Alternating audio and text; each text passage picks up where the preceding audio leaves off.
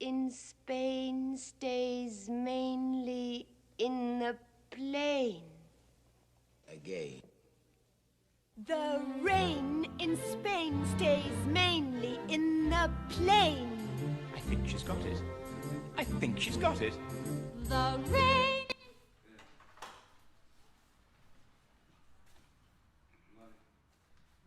Bona tarda a tothom. Benvingudes al Centre Cívic Vila Florida. Laura, Anna i Marc, moltes gràcies.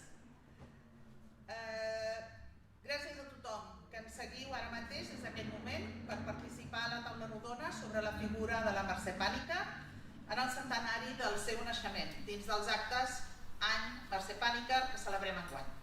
Jo soc la Montse Cantín Mas i la meva tasca serà avui la de conduir aquesta xerrada i les preguntes en el format de streaming que, degut als protocols Covid necessaris ara i que estem aplicant naturalment. Com veieu, m'he pogut treure la màscara, sapigueu, si no ho veieu des dels vostres monitors, que estem separades per unes mampares que permeten que puguem parlar quan ens toqui sense la mascareta. Les preguntes les podreu fer a través de la plataforma i les aniré recollint jo mateixa i traslladant a la mesa amb el meu ordinador. Em fa molta il·lusió ser aquí per moderar aquesta taula i també perquè en realitat també estarem parlant d'una col·lega de consistori, perquè la Mercè va ser consellera municipal d'aquest districte de Sarrià-Sant Gervasi al mandat 90-95 per la candidatura de CiU en aquell moment i per tant doncs es va preocupar segur pel benestar dels veïns i les veïnes d'aquest districte, impulsar projectes i fer política de proximitat. Primer de tot, volia agrair al Centre Cívic, que dirigeix la Maite Farriols, la implicació des del minut 1 en quan vam presentar la possibilitat de fer aquesta xerrada, aquesta trobada, i l'esforç que esteu fent tot l'equip per tal que això surti bé i sigui un èxit.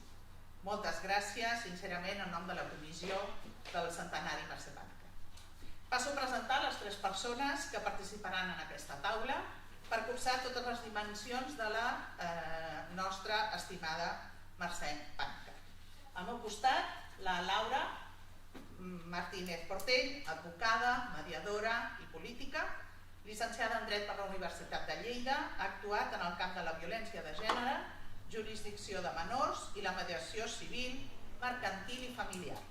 Ha estat regidora de Vilassar de Mar i diputada provincial i actualment és la presidenta de l'ICD, de l'Institut Català de les Dones de la Generalitat de Catalunya, des d'on ha impulsat el projecte del reconeixement a la Mercè Pàniker com una dona referent que cal conèixer. Ella inaugurarà aquesta taula rodona i agraïm molt la seva presència avui a Sarrià-Sant Gervasi i la feina que des d'aquest sentit s'està fent des de l'ICD. A continuació, una dona certament culpable de tot plegat, perquè és la comissària d'aquest any Mercè Pàniker, que és l'Anna Mercader, que està fent una feina magnífica, ja que a més va conèixer la Mercè personalment i ens en parlarà com a pionera en l'àmbit empresarial, on va promoure la igualtat i la independència de les dones com a factor clau, com anirem coneixent. L'Anna Mercader ha dedicat tota la seva vida a la lluita pels drets de les dones, sent també pionera del moviment feminista català. Actualment és consultora en orientació professional i formació i assessora en plans estratègics de creació d'empreses. Dirigeix l'Observatori Dona, Empresa i Economia de la Cambra de Comerç de Barcelona i impulsa el lobby 50-50 per la paritat en el món de l'empresa. I finalment, la Mar Pàniker. La Mar té 3 germans més, l'Albert, l'Àlex i el Raimon. I són els fills de la Mercè i del psiquiatre gironí Joaquim Pèlac. També la Mercè era l'única noia de 4 germans, dels germans Pàniker alemany, en Josep Maria, el Ramon i el Salvador. La Mar, que va créixer en un ambient obert i igualitari, com descobrirem avui, és arquitecta i màster en arquitectura de paisatge. Ha estat una bona sorpresa saber que el seu treball de final de carrera versava sobre un berenador en el pantà, en el nostre pantà de Vallvidrera. Per tant, d'aquest tema n'haurem de parlar un dia o l'altre. Ha desenvolupat la seva carrera professional, sobretot a l'Empordà, i actualment treballa a Urbanisme i Espai Públic a l'Ajuntament de la Jonquera.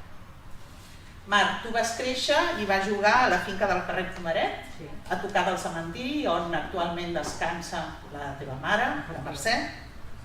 El teu germà gran, ja ens ho explicaràs una mica més, però em sembla que el Raimon venia fins aquí, en aquest edifici on som ara, que llavors era l'Escola de Puricultura i era el seu jardí d'infància. Doncs, per tant, està clar que Sarrià-Sant Gervasi ha estat bona part de l'escenari de la vida de la vostra mare, al carrer Rector Ubach, primer de petita, i després amb la pròpia família al carrer Pomaret. Avui ens explicaràs moltes coses més. Bé, doncs, fetes les presentacions, demanaríem a la presidenta de l'Institut Català de les Dones, Laura Martínez Portell, que inauguri la nostra taula rodona. Tens la paraula, Laura. Moltes gràcies, Montse. Benvingudes i benvinguts. En primer lloc volia agrair al Centre Cívic Vila Florida que ens hagi acollit i a la Montse Cantín que hagi tingut aquesta iniciativa per presentar l'any Mercè Pàniker al barri de Sarrià-Sant Gervasi, on va viure la Mercè. Agrair-vos també a tots els que ens esteu seguint online, a la comissària de l'any Mercè Pàniker, l'Anna Mercadí Ferrando, directora de l'Observatori Dona, Economia i Empresa i Economia, que va acceptar l'encàrrec de liderar les actuacions de reconeixement de la nostra commemorada. I a la seva família, especialment avui a la Mar Pèlach i Pàniker, qui ens ha acompanyat i qui ens acompanya durant tot l'any en la reconstrucció de la figura de la seva mare. Gràcies a totes per ser avui aquí, malgrat que cada vegada és més difícil trobar-se per poder un cop més reconèixer la figura de la Mercè Pàniker i reconèixer-la com una figura indiscutible en la recuperació de la memòria històrica femenina del nostre país.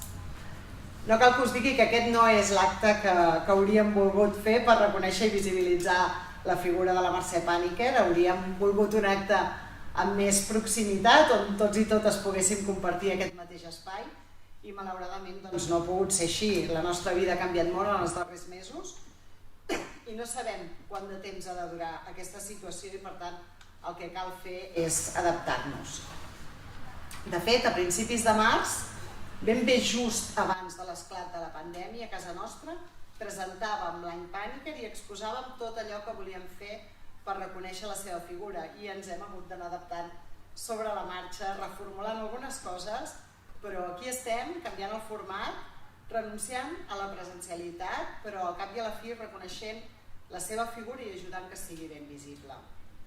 I malgrat que preferim veure'ns i tocar-nos, també és cert que la virtualitat ens permet arribar a aquella gent que està més lluny i que físicament no podrien estar aquí tampoc.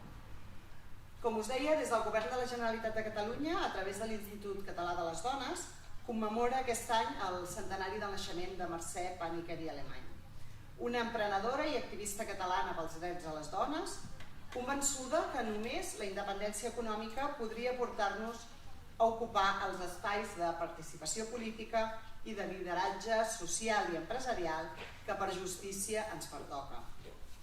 No és el primer cop que recordem que Pàniker, com a presidenta de la Xarxa Europea de Dones Empresàries, insistia en que ocupar el lideratge social i econòmic era una obligació ciutadana per les dones, una obligació més que no pas un dret, per la pèrdua de talent i de valors que implica el desplaçament patriarcal de les dones dels centres de poder.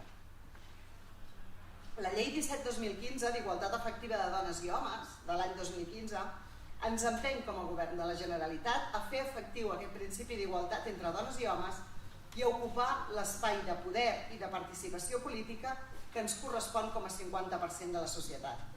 Per tant, ens empeny a fer realitat allò que anys enrere Mercè Pàniker ja ens deia que era una obligació. Aquesta llei d'igualtat també és la norma que estableix que l'experiència femenina i les aportacions de les dones a la història han de ser part dels currículums escolars i acadèmics i les commemoracions com l'any Mercè Pàniker són una oportunitat per legitimar l'agenda de les dones com a representants d'allò social. Com expliquem sempre, el reconeixement desigual que el conjunt social fa de les aportacions culturals, socials i històriques de les dones comporta una desigualtat real a l'inici dels anys commemoratius. La figura de Mercè Pàniker i Alemany s'ha hagut de construir a nivell públic, més enllà del coneixement d'ella existent en el seu àmbit professional, que estava reconeguda en el seu àmbit familiar i d'influència, que evidentment sí se la reconeixia. Ja hem compartit en altres ocasions que els anys en què es commemoren figures masculines podem fer els seus trets de sortida comptant ja amb un fons biogràfic, bibliogràfic, audiovisual extens i gaudint del coneixement públic general per haver figurat en els llibres de text, en la memòria col·lectiva, en definitiva. I en canvi, quan commemorem la figura d'una dona, la majoria de vegades hem de partir de molt més enrere, hem de construir aquest material i aquest reconeixement social. No ens cansarem de dir que les dones han de ser recuperades, reescrites, rellegides, reinventades davant una societat cega a les desigualtats de gènere. Afortunadament, l'any Mercè Pàniker ha estat l'oportunitat perquè la Mercè sigui reivindicada per les associacions professionals de la química, les associacions d'emprenedores i les organitzacions i cambres empresarials, i que es reconeguin les seves aportacions a favor d'una cultura organitzativa basada en els valors, l'harmonia i la igualtat. Per això, des de l'Institut Català de les Dones, hem comissariat el disseny d'una exposició itinerant i un vídeo divulgatiu de la Mercè Pàniker, que en breu podrem presentar. No dubtem que el vídeo serà un èxit i que en podrem fer molta difusió. Segurament l'exposició ens costarà un pèl més que arribi a tota la ciutadania donada la situació que ens trobem, però tenim clar que l'exposició després queda, que un dia passarem la pandèmia i que aquesta exposició ha de circular pels centres cívics, per les biblioteques o per les escoles del nostre país.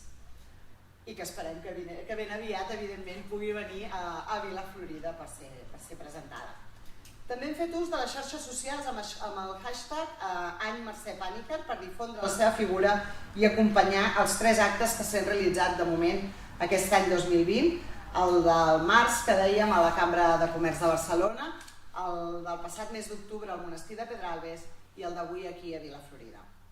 Anunciar-vos també que, malgrat les circumstàncies, intentarem fer també un acte al Palau de la Generalitat, que segurament serà amb les mateixes limitacions que les d'avui, però que com a Govern de Catalunya volem mantenir la institucionalització del seu reconeixement tal com ell es mereix.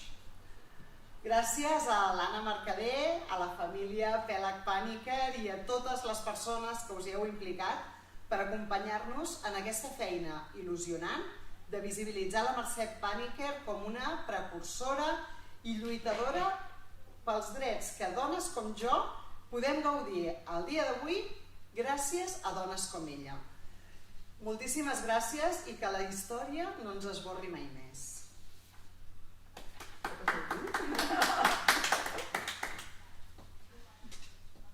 Molt bé, doncs si et sembla, Anna, Marc, tal com us sembli oportú de fer-ho, seguim posant la figura del Mercè. Gràcies. Molt bé.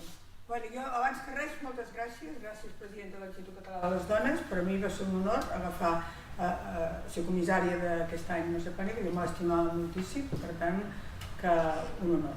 No m'hagués pogut pensar tot el que ha passat amb la pandèmia, llavors ha sigut molt complicat, però no hem baixat mai la guàrdia. Hem dit, no, és que farem quasi sempre, o sigui, volem fer tot el que teníem planejat, d'una manera o d'una altra. I l'última vegada que estava parlant, i si ho hem de continuar al gener, continuarem al gener per recuperar el temps perdut. Gràcies, Montse Cantín, perquè des del primer dia que t'ho vam dir-ho allà a la Cambra de Comerç no has parat i també t'ha costat molt, però aquí estem. I per suposat gràcies a la família Pèlag, perquè tota aquesta família ha sigut un encant, perquè això que deies de recuperar és molt difícil, construir i recuperar la imatge, la personalitat i la persona que era la Mercè Pàniker, perquè ja anirem una mica esbrinant qui era una persona amb moltes llums i molt intel·ligent i una persona que hem tingut que recuperar. Hi ha 2 o 3 pàgines només a les seves memòries. No escrivia, no explicava res, només sabem de boca a orella i els seus fills ens han ajudat moltíssim a reconstruir tot això. Jo crec que tens raó, presidenta, el vídeo haurà quedat estupendo, van participar els nets i tot, i això és molt maco, i l'exposició, com ja l'he vista, és fantàstica. Per tant, que moltes gràcies. És una feina col·laborativa, és una feina com fem les dones, amb colideratge i treballant des de la visió femenina, com ens deia precisament la Mercè Pàniker, que era una gran mestra. Bé, a mi m'han dit que es centri avui, perquè la Mercè té moltes parts molt estupendes d'ella, però avui ens centraré empresària i feminista.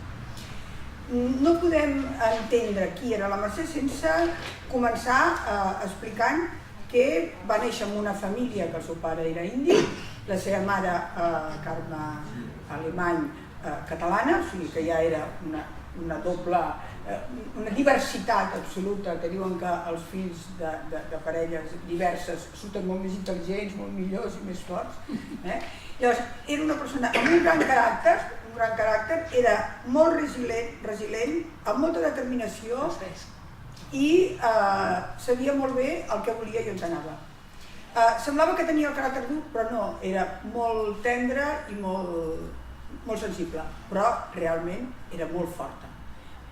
Jo crec que aquesta fortalesa de caràcter la va començar a tenir quan, d'adolescent, precisament a la guerra nostra civil, la va enviar el seu pare a un col·legi de monges a Bonn, que no tenia ni idea ella d'alemany, i explica les seves memòries que moltes vegades estava asseguda a la sala i ella es recordava a ella mateixa, sense entendre res d'alemany. Allà era una immigrada i amb uniformes que li deixaven prestats. I allà, sola, abandonada, quasi 2 anys, perquè les circumstàncies familiars eren molt dures i amb una guerra civil aquí i a punt d'explotar l'altra. O sigui que això la va fer molt dura i molt forta. Ella sempre diu, el seu feminisme, en les seves memòries diu que la seva mare era feminista. La seva mare volia ser filòsofa, volia estudiar, no va poder i es va dedicar al piano, que és el que en aquella època, en el 1890 i el 1910... Sí, digues. No, només volia dir una cosa, precisament la seva mare l'envia a Alemanya amb 16 anys, i un està a París i l'altre està a Alemanya a estudiar, vol que estudi. Exacte. No se la queda allà al costat perquè és la nena, no, l'envia per estudiar. I ella, en les seves memòries, diu que la meva mare era molt feminista i la seva mare sembla ser que va anar a estudiar piano quan era molt jovenet a París, en el 1990, o sigui que també és molt difícil això, en aquella època, sola. O sigui que ja es veu, i ella ho diu, molt agraïda a la seva mare, no? I això fa fortalesa i fa d'això. Formació, tampoc no s'entén, la seva contundència i sempre està en un món d'homes, si no entrem en que ella va fer carrera de químiques, que hauria ser de les poques dones en aquella època que hi havia la carrera de químiques, amb unes notes excel·lents, però ella diu en les seves memòries que ella el que hagués volgut és ser metge, perquè el que volia era cuidar i curar els fontaners. I només va fer dos cursos perquè va seguir la de químiques perquè el seu pare li va demanar perquè seguís la fàbrica. Bé, llavors ens trobem amb la Mercè empresària. La Mercè empresària, el seu pare, clar, el seu germà gran es fa jesuïta. I llavors ella, que és la segona, capellà, es fa capellà. I llavors, clar, ella és la segona i el pare li diu tens que continuar tu l'empresa. I continua ella l'empresa de manera brillant.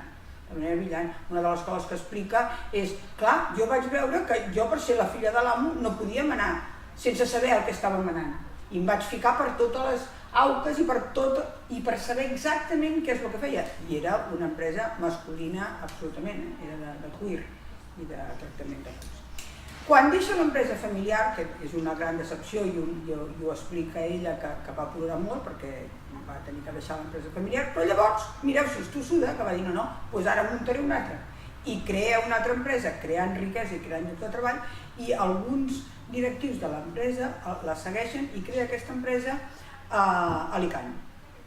Quan veu que els seus fills, no hi ha cap que vulgui seguir aquella empresa, un és metge, l'altre tal, l'altre el tenim aquí, llavors ella, com som les dones, que sempre mirem pels fills i ens adaptem a tot, s'adapta i diu, doncs aquesta empresa la tinc que vendre, la vendré i tornaré cap a Barcelona. Ven l'empresa i una cosa que jo sempre explico, una de les condicions a la venda era que no s'acomiadés a cap treballador, i ho va aconseguir. Llavors, amb amb les rentes que treu, ella ja hagués pogut viure de renta, però no, ella ve aquí i llavors és directiva, la fitxen, que li costa molt perquè és dona, però clar, és que era una políglota, sabia perfectament, parlava 7 o 8 idiomes. Llavors la fitxen a l'empresa Tixa, que era alemana francesa, i està molts anys d'alta directiva. O sigui que passa empresària, emprenedora i Tixa. Bé, ella, hi ha un tema amb ella, recorregut, que precisament ho ha explicat abans la Montse, que és el compromís social i el compromís amb el país, i amb el futur econòmic i empresarial del país. És amb això que ella crea la Cake, una revista tècnica oberta al món que tothom primer criticava, però aquesta revista el que volia era unir els productors, els competidors i els proveïdors, i ho va aconseguir-ho. I la fan presidenta de la Unió Internacional, que per primera vegada hi ha una dona, perquè tots són homes, internacional, i em sembla que està 2 mandats seguits. O sigui que, després ella participa, que aquí jo ja la vaig començar a conèixer, a PIME hi havia diverses patronals catalanes, com sempre a Catalunya sempre ens agrada allò de cadascú té la seva, no? Bueno, doncs ella va col·laborar amb la unitat i va aconseguir la unitat de PIME, CEFES i algunes més que hi havia a Sabadell. L'aconsegueix, i ella explica, però després van prescindir de mi. Tot eren homes també. I ho explica d'una manera molt divertida en els seus d'això. I llavors, una mica, suposo que per treure-se de sobre, l'envien al Consell Social de la Universitat de Barcelona, on està 6 anys, i ella mateixa explica que allà, durant aquests 6 anys, volia renovar, perquè clar, imagineu-vos, la universitat en aquella època era absolutament hereva del franquisme, imagineu-vos quina universitat tenien, no? I ella volia, d'alguna manera, que encara ho estem treballant, aconseguir apropar la universitat amb l'empresa, i amb la investigació, i amb l'IRMT, etc. I ella explica, diu, vaig intentar-ho però no me'n vaig en sortir. Deia, renovar estructures socials o introduir canvis en institucions com la universitat, amb les seves tradicions, costums, prestigi, provoca reticències inevitables. I diu, no me'n vaig en sortir.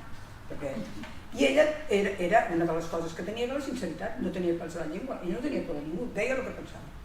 Bé, i llavors entra el tema de que va veure que ella podia fer un gran servei, que tenia moltes ganes sempre de lo que ella aprenia, donar-ho a conèixer a tothom i ajudar al progrés social i econòmic del món. I va ser on va entrar, o la van fitxar, no sé com va anar, Nacions Unides, a ONUDI, que és pel desenvolupament industrial.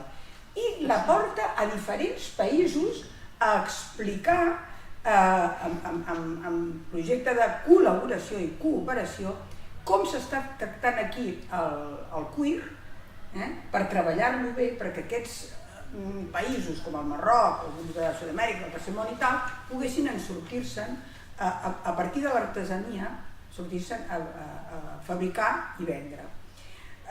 Explica lo del Marroc, que també és un tema després, que pots parlar de l'ONU tu, però explica lo del Marroc. Anna, aixeca una miqueta el to de veu, em diuen, una miqueta més alt i una miqueta més a poc, perquè a través de la xarxa et sentim més nítidament. Vaig molt de pressa, no? A veure, ella en les seves memòries explica com al Marroc ella ensenyava als artesans a fer-ho d'una manera que ens agradés al públic europeu. Però això va sentar malament amb un dels ministres d'aquell temps. Diu, segur que li va sentar malament, perquè no hi havia comissions. Diu, vaig acabar aquella col·laboració internacional molt disgustada i decepcionada. Això va ser l'experiència de Marroc. Jo tinc aquí, anecdòtic, una carta que em va enviar, aquesta l'he guardat, n'he perdut tantes, del juliol del 80 estava a Asunción, Paraguai.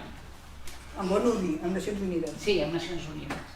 I, us llegiré algun tros. El que passa està en castellà, perquè a casa els pares ens parlaven en castellà per una història del meu pare que havia patit molt i parlàvem en castellà. I aquí em diu: acabo de regresar de visitar artesanos marroquineros de los pueblos cercanos. donde intento descubrirlos hace 2 días, después de pelearme con el director del departamento del ministerio, que no quería ponerme un auto a mi disposición. Y qué burocracia tan ineficaz. Tuve que explicar el programa, buscarme un guía del sector que conocían los artesanos, escribir memorándums y al final conseguí coche y chofer. He perdido prácticamente 2 días. ¿Qué farem? Después, conmigo ha venido otro consultor para el calzado, mal educado, va a su idea, cree saberlo todo mejor que nadie y además fomenta su negocio de venta de maquinaria y contratos de consulting. És hàbil. Los del centro de Ginebra, vol dir la Unido, suposo, están muy contentos con sus informes y a él le importa un pepino lo que resulte de su misión para el país. Quedar bien con el que le da el trabajo y ganar dinero particularmente es su único objetivo. Ah, exacte. No es feia amics, amb això. No. Bueno, ella anava amb el cor a la mà, anava per fer un bé i perquè sortissin de la misèria, per dir d'aquesta manera, i l'altre anava a vendre les màquines. Exacte. Més I clar, això aigua. es va trobar moltes vegades, jo crec, al llarg de la vida i sempre lluitant contra això. Sempre. Contra viento i marea. Contra viento i marea. Però no contra viento i marea, molt ben dit, però no baixava del burro. Mai. O ella feia... Que això és un dels valors que tenia ella. Sí. No Però li va fer, suposo, difícil per certes institucions i per acceptar-la, incloure-la, no? Sempre portava la contrària, sempre volia més, sempre. El bé comú. Sí. Bé, doncs va fer aquestes missions comercials a la Índia, al Marroc, a Panamà, a Paraguai, també s'ha de dir que era una gran viatgera, li encantava viatjar, va estar viatjant fins als 90 anys, no? Li encantava viatjar. I també explicava que de petits, els nens, els seus fills, això tinc estudis de dir-ho, en lloc d'anar cada estiu, el que ens agradava, amb la colla, amb el mateix lloc a estiuejar, no, cada estiu a passejar-se per Europa i a veure món, amb tenda de canvi o com sigui, no? Sempre, sí. O sigui que això és. Bé, ara per després poder tenir temps de preguntes i de donar-te la paraula a tu, Mar, passo al bloc feminista. Ella, que això moltes vegades, bueno, ara no, però va haver-hi un temps aquí a Catalunya que hi havia una mica de baralles, però saber molt bé, presidenta, de les feministes, qui és feminista, qui no és feminista, ara sembla que ens hem posat d'acord, que hi ha molts feminismes, que ens hem posat d'acord d'això, Laura, molts feminismes, hi ha diferents feminismes. Doncs quan jo me recordo que anava a dinar a casa de la Mercè i parlàvem molt i tal, deia, aquí se les està anant, tu i jo ja sabem el que hem de fer. Les empresàries també són feministes, sempre deia, i també podem liderar en femení i estem ensenyant moltes coses. Bueno, ella era una feminista de soc arrel, sempre dic jo, perquè era independent i volia que tothom siguéssim independents econòmicament. Era una persona lliure. Li importava 3 pepinos el que deia, el que la gent pogués dir d'ella. Ella es presentava amb el seu sari, s'aixecava davant de tot de 100 homes, allà amb el micro i tothom a callar en silenci perquè era una gran comunicadora i una gran oradora. I sempre, o sigui, la veies allà quasi com una deessa, no? De dir, clar, això és el poder que tenia interior, no? Sempre, a tot arreu. I a vegades deia coses molt fortes, fins i tot en els polítics. Vosaltres el que heu de fer, donava lliçons, no? Però ho feia d'una manera molt maca i amb humor moltes vegades. Era independent econòmicament, era lliure i tenia una cosa, que això ho vam també parlar amb una neta seva, no tenia cap sentiment de culpabilitat. Nosaltres, que ara jo ho tinc escrit en un parell de llibres, i a més ara estic escrivint un altre llibre, i també perquè ho veig, al costat les dones m'expliquen, em sento culpable si estic a l'oficina i no estic amb els nens, em sento culpable si estic amb els nens i no estic a l'oficina, em sento culpable perquè resulta que la mestra m'ha dit que el meu nano no s'ha portat bé i sóc jo la culpable. Bueno, i és que és la culpabilitat judaico-cristiana que ens han fotut al cap els nostres ancestres, però ella no ho tenia. No ho sé per què, però ella no se sentia mai culpable, i ho tenia molt clar. Responsable, sí. Bé assumia responsabilitats, però era tan lliure. Tan lliure, i aquesta llibertat és la que jo crec que hem de tenir, les feministes, i hem d'ensenyar als fills i a les filles a tenir aquesta llibertat i aquesta autoestima. I ella té algunes frases amb això que els expliquen a les dones, no? Bé, ella diu a les seves memòries que diu, en l'any 90, quan ja acaba la seva feina empresarial, la seva feina directiva, lo de l'UNUDI ja ho deixo una mica, llavors diu, ara em dedicaré al despertar de les dones. I ja em dedicaré en cos i ànima. I era gran ja, en l'any 90 no sé quan tenia, però era molt gran. No va parar de fer projectes. Llavors, i ella diu mateixa, ella en les memòries diu, tot i que tota la seva vida havia estat feminista, ara m'hi vull dedicar en cos i ànima. I llavors vol fer una gran xarxa de dones empresàries de tota Europa, que és on sortirà Fem Visió. Els deia, noies, podeu ser el que vosaltres us proposeu, però sobretot la independència econòmica és la més important. Ser mares i mestresses de casa, perquè clar, en aquella època tampoc no et podies posar a tot el barri en contra, que era un barri de mestresses de casa. Dic jo, bastant. Diu, ser mare i mestresses de casa està bé, però no és l'únic horitzó a la vida per una persona. O sigui, aquestes frases concentren molt la seva filosofia. Llavors ja va ser en el 92, quan ja estava amb el tema dels Jocs Olímpics i tal, que ella i jo vam decidir crear el primer fòrum, el primer congrés Dona i Economia. I llavors sí que ja estava la Mercè Pani, que era presidenta de l'Institut Català de les Dones, i vam fer-ho en col·laboració amb l'Institut Català de les Dones. Vam fer venir fins i tot representants de la DG23, que era la Direcció General de Pimex. Ella, quan va crear Fem Visió, que llavors ja va començar a crear Fem Visió, amb aquestes del EMSU, que era la Unió Europea de Classes Mitges, que era de dones, volíem entrar, i jo també, perquè llavors jo portava el programa ILE, que era Creació d'Empreses per Dones. Llavors volíem entrar en aquesta DG23 com empresàries dones. I no ens van deixar. Els empresaris homes van dir que l'empresariat és igual que sigui home o dona. Oh, ostres, però tot eren homes. I no ens van deixar entrar. I no va haver-hi manera, no ho vam aconseguir. O sigui, és una de les coses que no es va poder aconseguir. Llavors ella va crear, la vaig ajudar, però va ser ella, tota la feina, ella, Fem Visió. I llavors ja ve en el 95, primer explico què és Fem Visió i després passem a la de Pequín. I tu tens moltes coses que dir de Pequín. Fem Visió, què volia ella que sigués? L'objectiu principal era sentir la veu de les dones empresàries i arribar en poder i participar en visió de dones en aquests poders tan masculinitzats, de l'empresa, de l'economia. Amb el tema de l'economia tenia una visió absolutament innovadora, perquè ara tothom sentim parlar, jo mateixa he estudiat sobre l'economia feminista i tal, però en aquella època ningú sabia res. O la microeconomia. Jo l'havia vist aixecar-se a assemblees de PIME, ja està bé de parlar de la macroeconomia. La macroeconomia són números per dalt i dalt i dalt, el que ens importa és la microeconomia. Com viu la gent, com estan les famílies, que ara això ho sabem. Posar a la gent, a les persones al centre, que això és el més important, i donava classes magistrals d'aquest tema. Llavors ella volia fer aquesta xarxa recolzada amb aquestes d'EMSU, que era una xarxa de dones empresàries de classes mitges i petites empreses, que les convidava a casa seva, perquè una altra cosa que tinc a dir. O sigui, ella era generosa, i treballava i s'esforçava, no només generosa de diners, perquè els convidava a dinar a casa seva, tal i qual no, sinó de generositat, d'entregar-se a l'obra, que dic jo, no?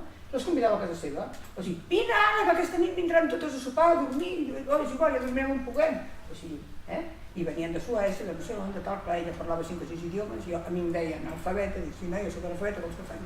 I tinc que treballar molt jo, i no he pogut anar fora i aprendre. Bé, doncs va aconseguir crear aquesta Fem Visió i era veure el món, o sigui, arribar al poder amb visió de dona, i ajuntar-se totes les dones de tota l'Europa. Al final, Fem Visió aconsegueix un lloc a l'Assemblea de Nacions Unides i és acceptada com a consultora en l'ECOSOC, que és la Comissió Econòmica i Social, que l'últim any em va fer anar a mi perquè ella ja no podia anar. En tot aquest temps, el 1995, es fa la conferència de Pequín, que ella hi va, i no us ho perdeu. A mi em va dir per anar-hi, jo no podia anar-hi en aquell moment, tenia una filla una mica delicada i no podia anar-hi per diferents problemes personals, però era el mes de juliol o agost, en plena calor. Ella va dir, no, jo vull anar al tren de la pau, com van aquestes joves. Va agafar el tren que va travessar tota Europa fins a arribar a Pequín, no sé quant, un mes, 15 dies, allà amb tot, amb unes condicions horroroses. I sí, va arribar a Pequín. I va arribar a Pequín. Aquest tren, jo crec que sí va durar tot un mes i va ser tota una experiència. Jo tenia 75 anys. Mira. Però se'n va anar Poca tota broma. sola cap allà. Va fer molts amics. Després, els anys següents, vam anar a conèixer una gent a Noruega, una gent a Kiev, uns altres, que ella sempre anava a conèixer les persones, entrava a casa, volia entrar a les cases i és el que li agradava d'aquest tren. Arribaven, paraven en una ciutat, parlaven amb la gent, però ella tenia una cosa que feia molt, que era escoltar. Sempre demanava com esteu, què us passa, què és el que us preocupa, què és el que hi ha, el que no hi ha. Sempre estava escoltant, sabia escoltar molt bé, posava tota la seva atenció quan tu li parlaves i ho notaven, ho notaven els que estàvem amb ella, oi? Sí, senyora. És molt important això, escoltava tothom. Escoltava tothom. I els problemes de tothom, li interessava. Exacte. Sí. Bueno, i va arribar a Pequín agotada. Bueno, això és una anècdota que em fa gràcia, que ens explica la Imma Periques, és una amiga que era de Femvisió també, que ella estava a Pequín, no havia anat amb el tren, i la va anar a rebre i quan li va veure el lloc on li tocava dormir, es veu que era un lloc molt de mala mort, una cosa de pedra, de formigó, diu que es va desmuntar. Quan va veure allò, després de tot el mes dormint d'aquella manera, trobar aquell hotel, que no era ni hotel, es va enfonsar, però l'endemà es va vestir, es va posar el seu sari, va sortir com una reina, com si no hagués passat res. Sempre feia això, sempre de demostrar que trepitjava foc. Aquesta era la Mercè. Bueno, mira, jo tinc una d'això. En les seves memòries explica com de la potència que tenia, no? Semblava una deessa de vegades. Quan explica d'on venia ella, del seu pare i tal, diu l'any 85 hi ha a l'Ampadam, districte de Palakkad, l'estat de Kerala. 1885. Perdó, 1885. Al sud de la Índia, allà hi vivia una família, Menakat, tal i qual, formada per Aman i Vedal i tal. Ella porta la finca i ell és com un registrador de qualitat. Diu, el 1885 tenen el segon fill i li posen el nom de Ramuni, que vol dir fill del sol. I llavors ella diu a les seves memòries, diu, això em converteix en la neta del sol. Doncs 35 anys més tard, aquell nadó es convertiria en el meu pare. O sigui, ella, jo sóc la neta del sol, perquè veiem quina personalitat tenia, no? Bé, ella sempre deia, a partir de Pequín, es va autonomenar vull ser la portadora d'aquells missatges tan importants, de mirar el món amb ulls de dona.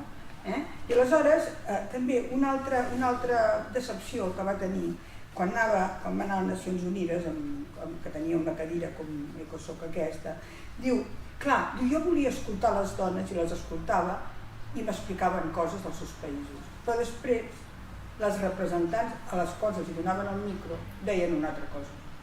Diu, no era, diu, l'oficial no tenia res a veure a lo que les dones estaven patint en els seus pobles, als seus països i als seus llocs.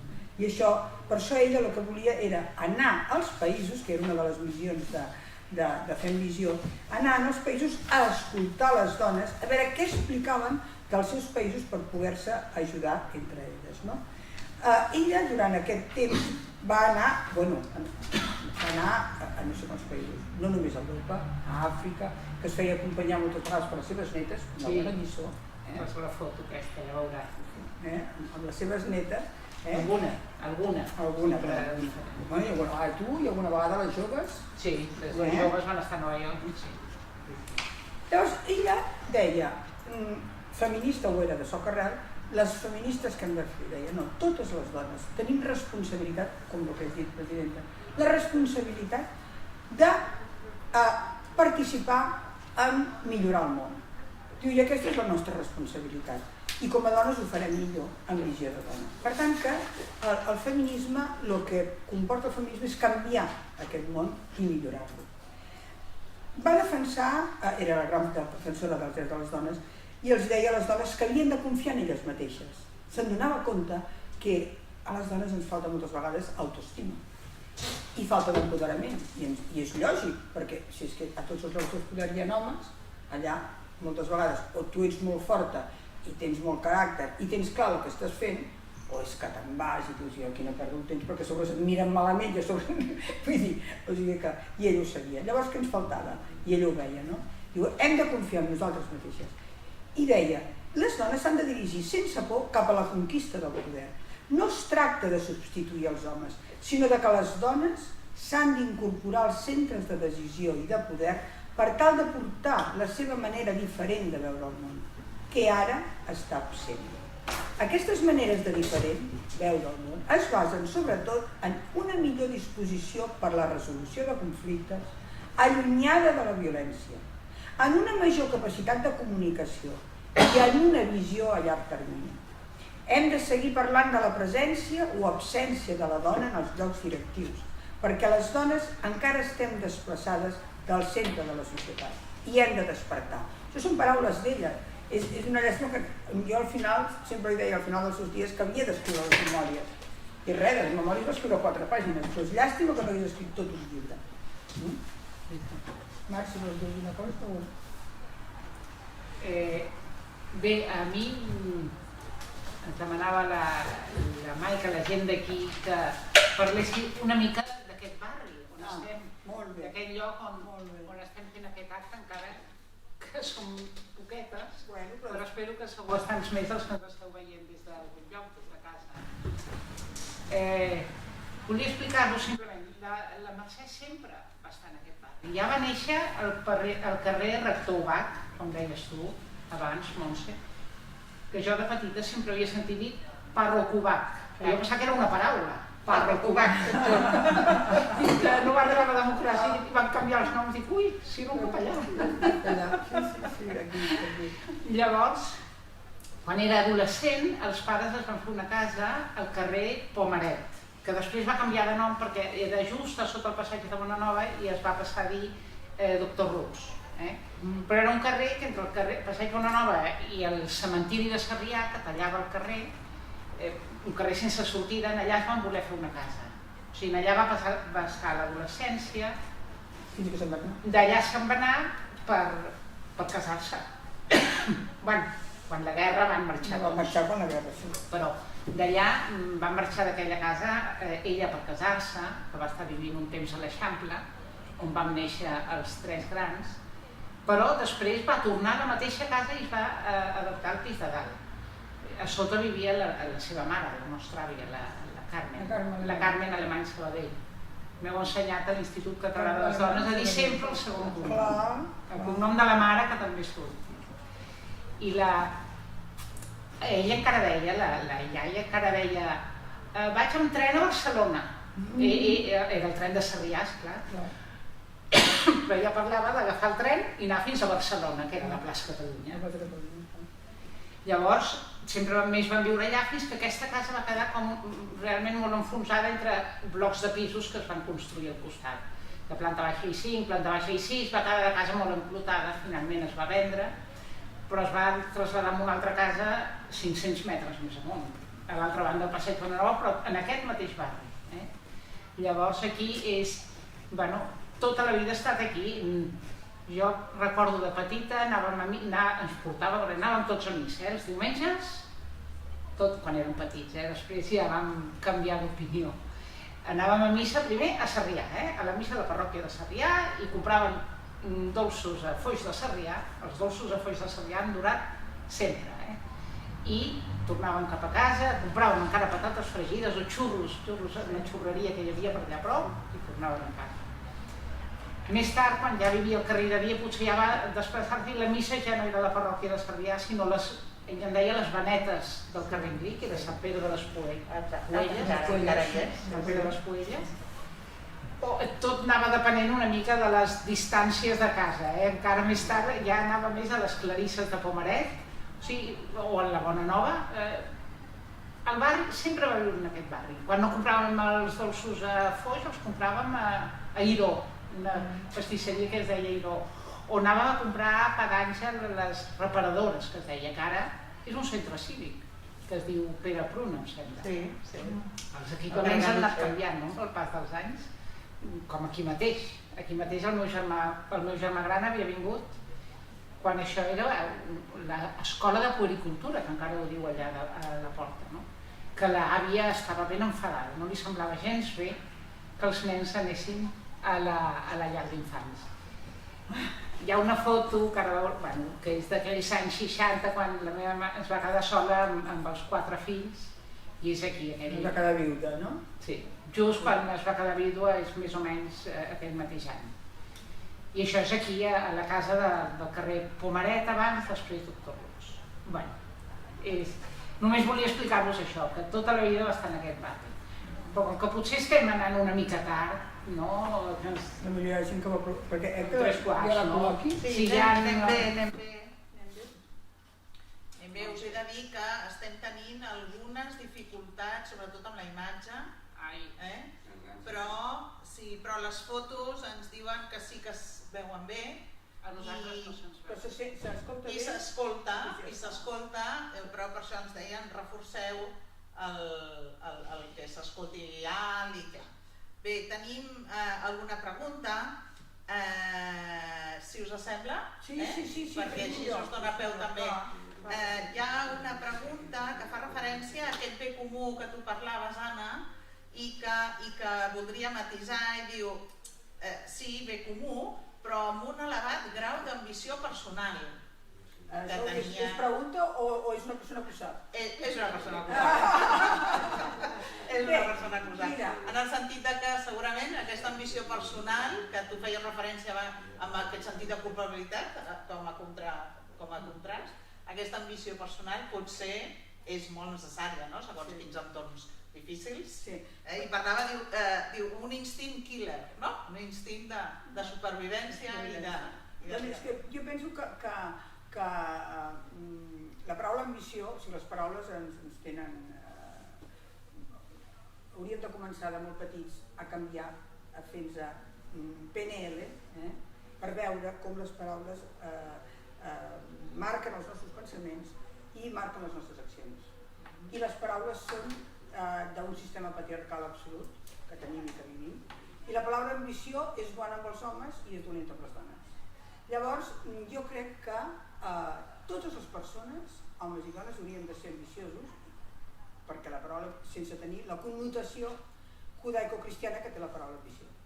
Perquè al final, ser ambiciós vol dir voler progressar tota la vida, voler ser independent en aquest cas, com a dona, ser independent econòmicament, voler arribar, perquè si no vols arribar enlloc és que el món no avançaria i la humanitat no avançaria.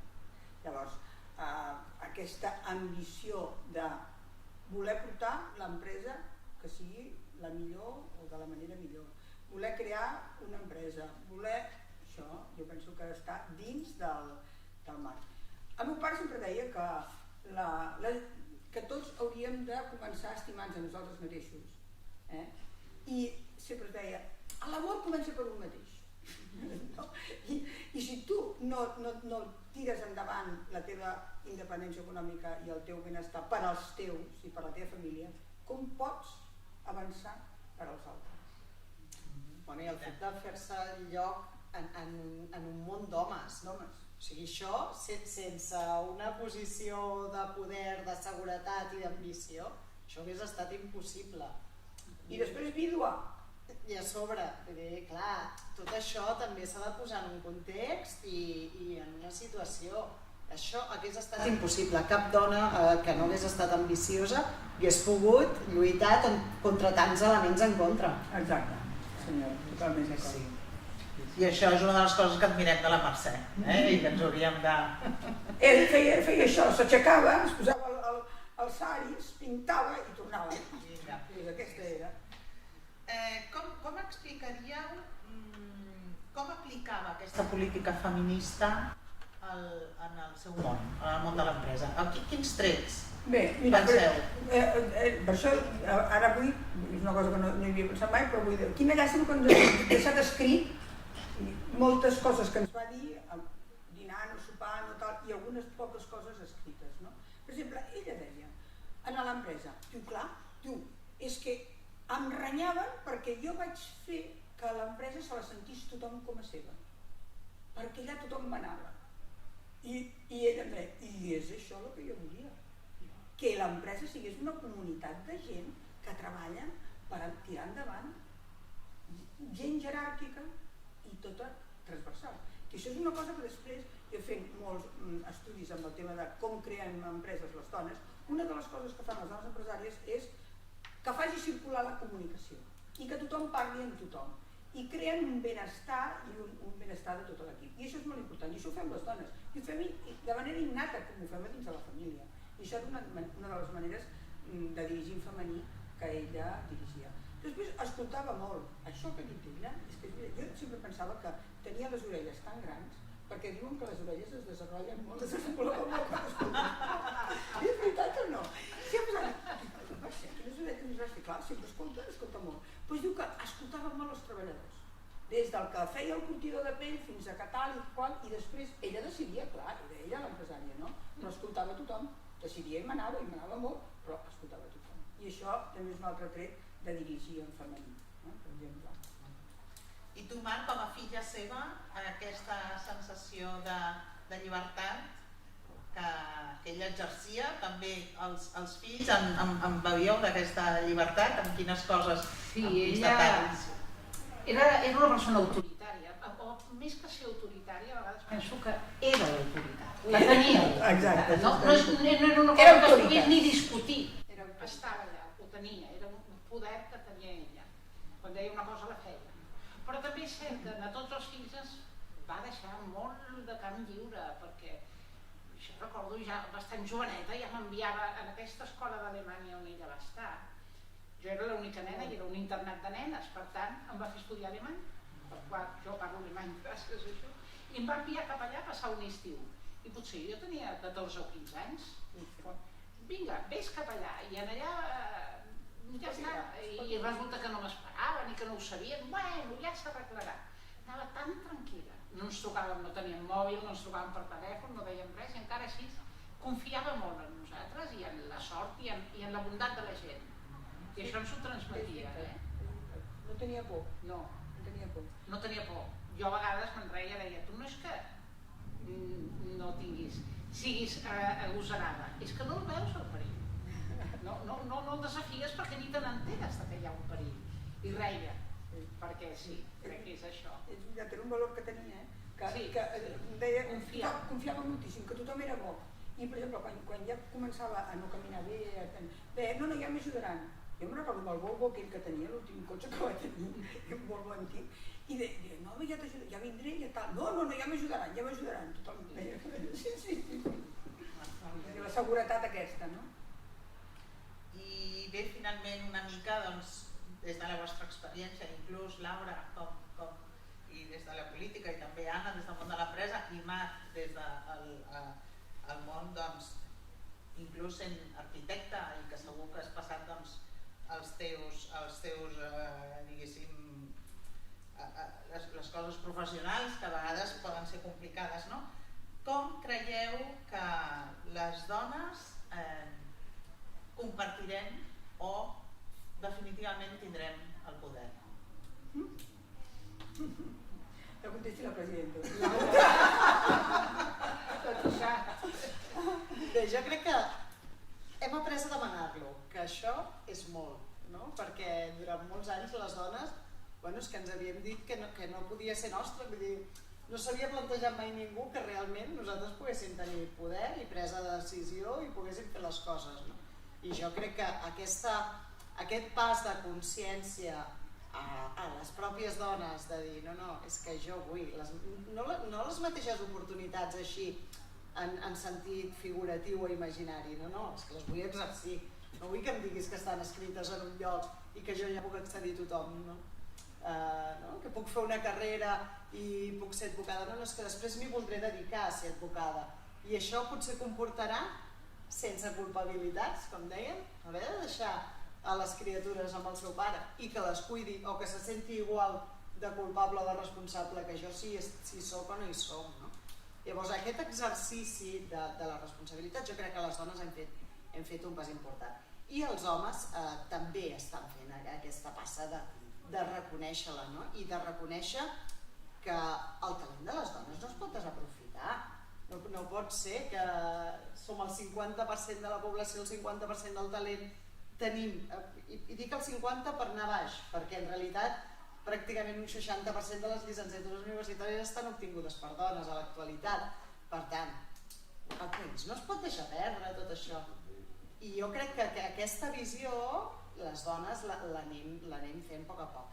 Ara, ens queda molta lluita dins de casa nostra, dins de les cases. Jo crec que el gran problema o el gran entrebanc perquè les dones arribin a llocs de presa de decisió, a ser emprenedores, a tenir la pròpia empresa, que ja has de dedicar moltes hores i a més, el tenim amb la responsabilitat o el rol que assumim o que ens fan assumir dins de casa nostra. Sí, jo sempre dic que si no tenim, fins que no canviem les estructures i l'entorn, les estructures encara patriarcals que tenim a nivell d'organització d'horaris, de lleis, que lleis ja en tenim, però que fer-les complir, de serveis, no hi ha escoles, encara no tenim escoles universals, i llavors avui s'està veient, les noies joves no volen tenir fills, però no és que no vulguin, és que els agradaria, però és que no poden, per temes econòmics, perquè no hi ha escoles gratuïtes a escoles bressol, perquè els horaris són horrorosos, perquè cobren menys, perquè quan estan embarassades o tenen un fill no hi ha ajuts, etc. No? Això, fins que no canvi l'entorn, serà molt difícil. Però mentrestant, el que sí que és veritat que diu la presidenta és la presa de consciència. Jo sempre penso que si les dones prenem consciència, serem imparables. I una vegada un senyor dels poders econòmics em va dir però és que vosaltres no voleu estar aquí a la taula i a la reunió, no em recordo, era una reunió, una taula. Diu, és que vosaltres voleu manar? Sí, clar que volem manar. És que no volem ni ser de floreros ni estar aquí passant el rato, perquè jo per passar el rato me'n vaig a casa a llegir i escoltar música. O sigui, no volem anar, perquè és que estem convençudes que la nostra visió és segur molt més a llarg plaç. I segur que posarem sempre les persones al centre, seguríssim. I per això, amb aquesta responsabilitat que parlava la Mercè. I després hi ha un tema de l'autoritat, que tu has parlat, que jo també estic reflexionant molt sobre el tema de l'autoritat. A la majoria d'homes, quan entren en una empresa o quan entren, volen saber sempre què seran. Jo veig molt el món econòmic, que passa molt, no? Director de no sé què, la targeta, quin despatx tindré, quin cotxe, quin tal, quanta gent estarà sota meu. Les dones entren i demanen, sobretot, a veure la compte de resultats, els objectius, què tal, què qual, i no. Hi ha una autoritat que tenim les dones, que és l'autoritat que tenia la Mercè, que és l'autoritat que ve de dins, d'estar convençudes de que nosaltres som tan persones, valem tant o més que ells i tenim la responsabilitat d'arreglar millor el món i d'arreglar-lo sobretot pels nostres fills i els nostres nens. I és una autoritat que surt de dins de la nostra ànima i de dins i es nota, i això és el que tenia la Mercè. Sí. A mi només podria dir un parell de coses. Per una banda, el masclisme, com la desigualtat, fa mal a tothom. No a les dones. A les dones i als homes, tots perdem. I amb el feminisme tots guanyem. Això ho deia bastant la meva mare. Ho deia això. I una altra cosa que també deia, i amb això que va fundar del Fem Visió, aquesta, fer xarxa, apoyar-se les unes a les altres, apoyar-se a tothom, no anar sol cap a la lluita o cap al poder. Fer comunitat, fer amb les demés o amb els demés, amb la resta de persones, tirar endavant, no intentar fer les coses sol. I tenia un valor molt important, que jo també vaig aprendre molt d'ella, perquè en aquella època eren èpoques difícils, que escoltava a totes les dones i a tots els grups de feministes, i encara que estiguessin